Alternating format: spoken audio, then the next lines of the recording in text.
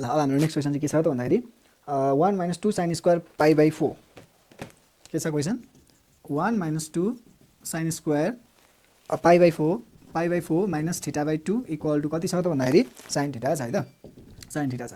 अब यसमा के गर्न सक्यो एल जस्ट लिने सुरुमा त 1 - 2 sin स्क्वायर π/4 माइनस θ/2 छ है त। अब यसमा हेरौँ त यो टर्मलाई हेरौँ है π/4 माइनस θ/2 होललाई चाहिँ हाम्रो ए मान्यो भने 1 - 2 sin स्क्वायर जस्तो देखियो नि त है 1 - 2 sin स्क्वायर भनेको के हुन्छ cos 2a भनेपछि के हुन्छ cos 2a cos 2 * a भनेको कति हुन्छ π/4 माइनस θ/2 हुन्छ है त। ओके भनेपछि यो 2 ले भित्र मल्टिप्लाई गरिदिने cos π/2 हुन्छ माइनस θ मात्रै हुन्छ है त। यसमा के हुन्छ 2 ले मल्टिप्लाई गर्दा π/2 माइनस θ हुने रहेछ। भनेपछि यो cos 90 माइनस θ भनेको sin θ है त। हाम्रो आरएचएससँग मिलिहाल्यो है त। आज साइन्स आयो यसरी यो सल्भ गर्न सक्यो है। यिनीहरू आउने भनेको अहिले हामीले सल्भ गर्दै गरेको क्वेसनहरू आउने भनेको चाहिँ हाम्रो 2 मार्क्समा आउँछ है त।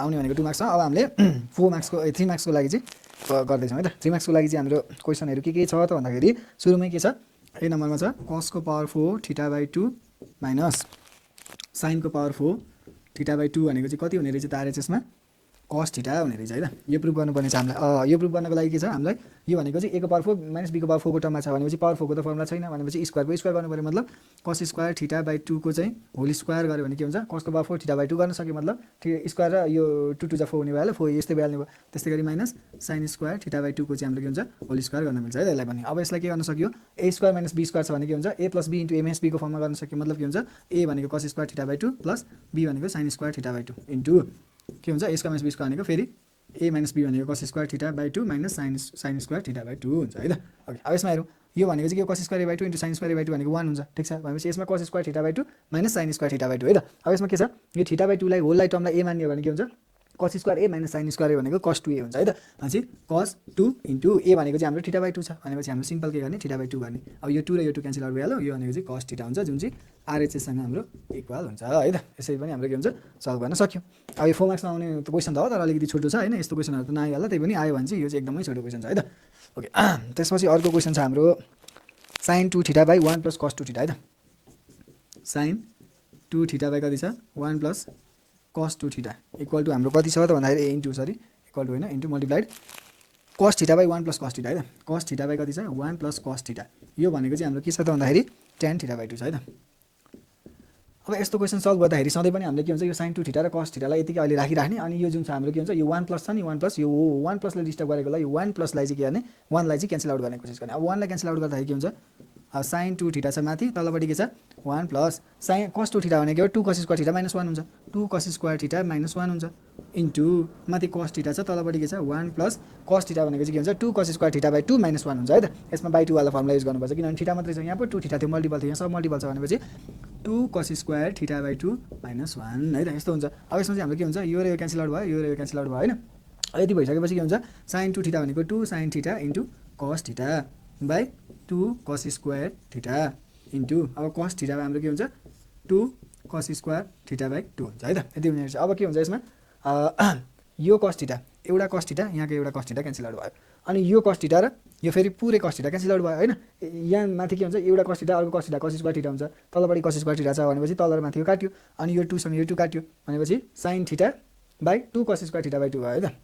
के भयो sin θ बाइ 2 cos स्क्वायर θ/2 बाँकी रह्यो। अब यसमा sin θ भनेको के हो 2 sin θ/2 इन्टु cos θ/2 हो नि त हैन। भनेपछि 2 sin θ/2 इन्टु cos θ/2 भइहाल्यो तलपट्टि हाम्रो के छ 2 cos स्क्वायर θ/2 2 cos स्क्वायर θ/2 भनेपछि यो 2 र 2 क्यान्सल आउट भइहाल्यो cos θ/2 र एउटा स्क्वायर क्यान्सल आउट भएपछि sin θ बाइ cos θ/2 भनेको चाहिँ के हुन्छ tan θ/2 हुन्छ जुन चाहिँ हाम्रो के हुन्छ आरएचएससँग इक्वल हुन्छ है त। यसरी पनि हामीले के हुन्छ सल्भ गर्न चाहिँ सकिन्छ। ल ओके त्यसपछि हाम्रो नेक्स्ट क्वेसनतिर बढौँ हामी हैन। ओके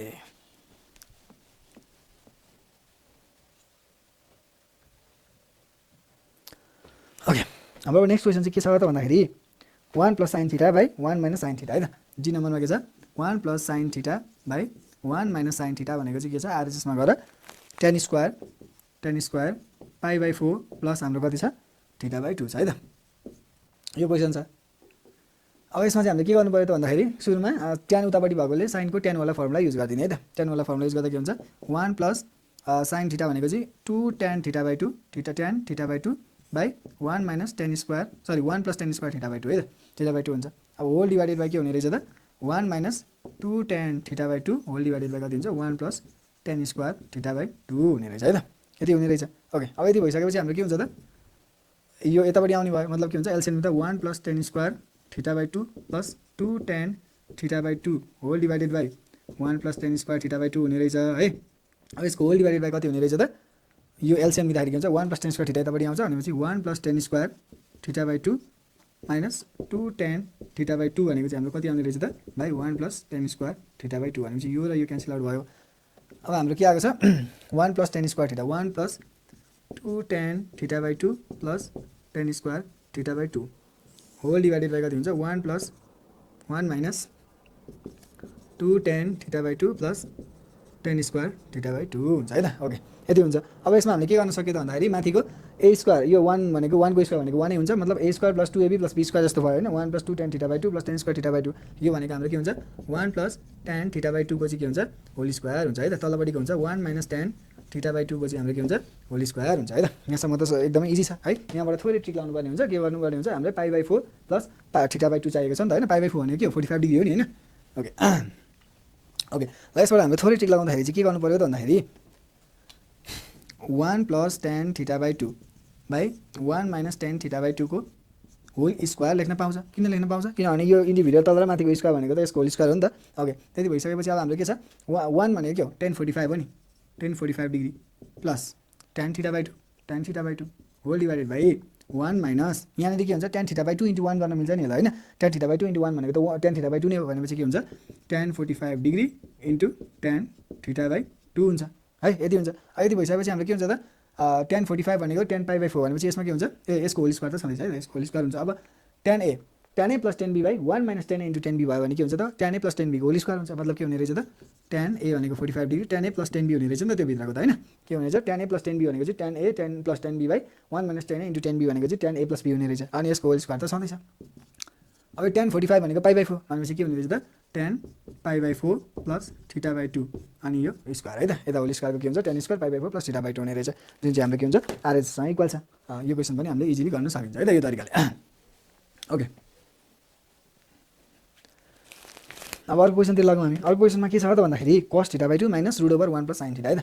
अर्को क्वेसनमा के छ cos θ/2 minus √1 + sin θ whole divided by के छ त भन्दाखेरि sin θ/2 माइनस √1 - sin θ यति छ 1 + sin θ छ इक्वल टु हाम्रो के छ tan θ/2 छ है त tan θ/2 छ। अब एलजेस लिनु सुरुमा एलजेस लिँदाखेरि के गर्ने त भन्दाखेरि यो भित्र हामीलाई रुट छ रुटले डिस्टर्ब गरे अब रुटलाई हटाउने के उपाय लाउने त भन्दाखेरि cos θ/2 त cos θ/2 छँदैछ माइनस √ओभर के गर्ने 1 + sin θ भनेकोलाई चाहिँ हाम्रो के हुन्छ स्क्वायरको होल स्क्वायरको टर्ममा लग्यो भने चाहिँ बाहिर निकाल्न सजिलो हुने रहेछ भनेपछि 1 भनेको के हो cos square θ/2 plus sin square θ/2 हो त्यसपछि प्लस sin θ भनेको चाहिँ के हो 2 sin θ × 2 sin θ/2 × cos θ/2 है त। फर्मुला अनुसार चाहिँ के रहेछ त sin θ भनेको /2 वाला फर्मुला 2 sin θ/2 × cos θ/2 रहेछ।